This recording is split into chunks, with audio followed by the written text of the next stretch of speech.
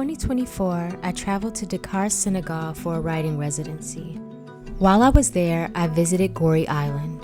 Gorée Island, located roughly 2 kilometers off the coast of Dakar, served as a major hub during the transatlantic slave trade from the 15th to 19th century. Here, Africans kidnapped from across the continent were held captive before being shipped off to the US, Brazil, and the Caribbean.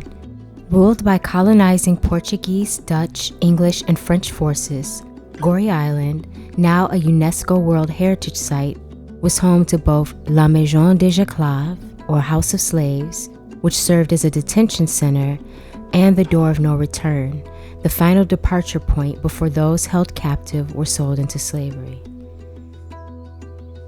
Touring the island with other Black women writers, Gorée was a site of deep pain, profound sadness, and trauma for me. Walking through the rooms, seeing the horrific spaces my people were herded into, and hearing about the brutal practices enslavers enacted to stoke fear, quell rebellion, and terrify their captives was overwhelming. But it was also something more. Gorée was also a portal. And through that portal, an ancestor reached for me, called me. Her name was Awa. I was stolen from my home and brought to Gorée with my mother, father, and baby brother by British soldiers who raided our village in the interior of Senegambia.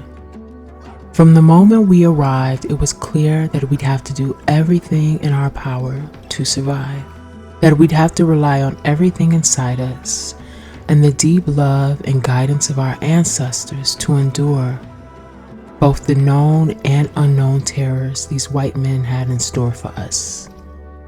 I knew the ancestors would guide me, but what I didn't know is how my descendants would save me.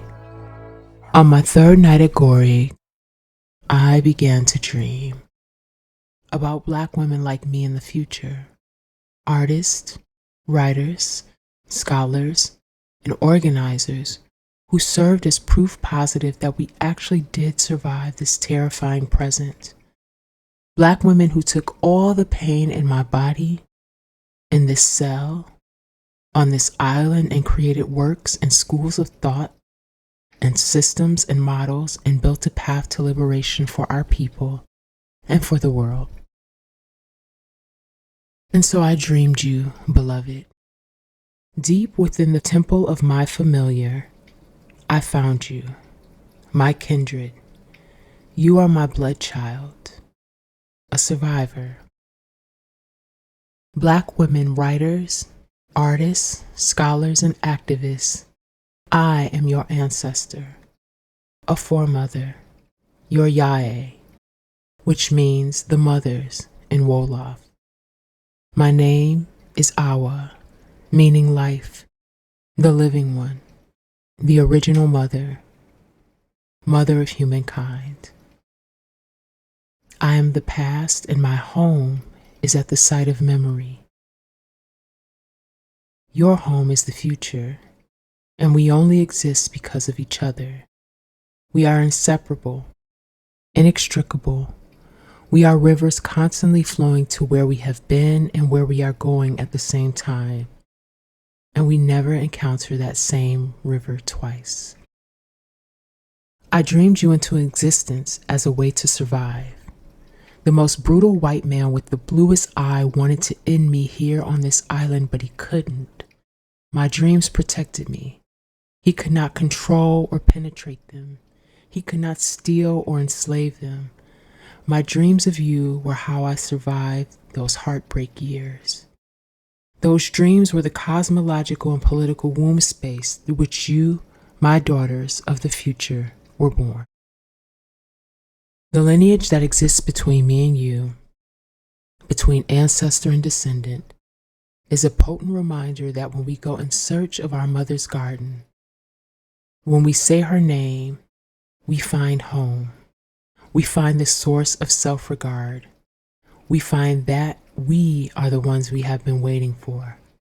This is where we stand. I see you in this future, sister outsider, overcoming speechlessness, living by the word, using language as liberation, living life as activism. You know you have to stand up and do the work because your silence will not protect you.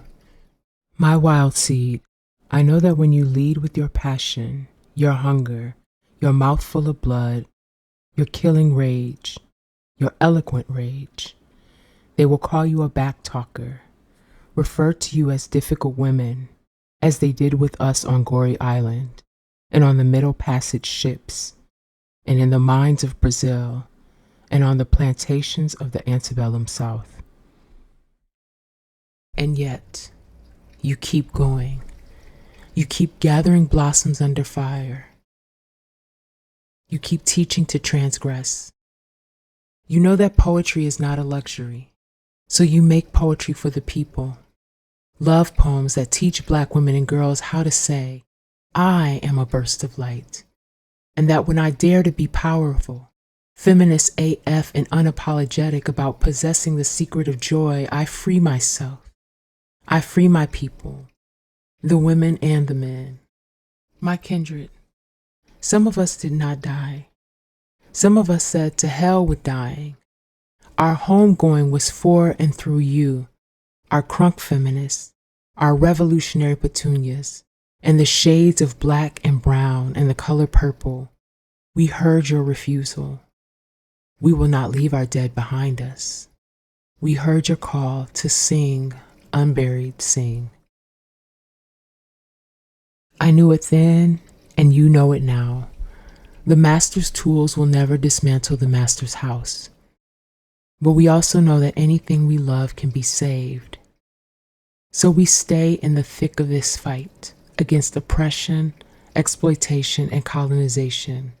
We bring the love and trouble and have absolute trust in the goodness of the earth, her blue body, everything we know. And together, ancestor and descendant, past and present, Awa and her daughters, we remain in communion,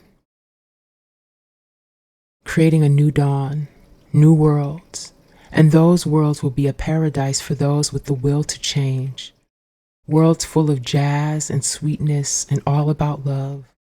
These worlds will follow joy, and they will be our salvation.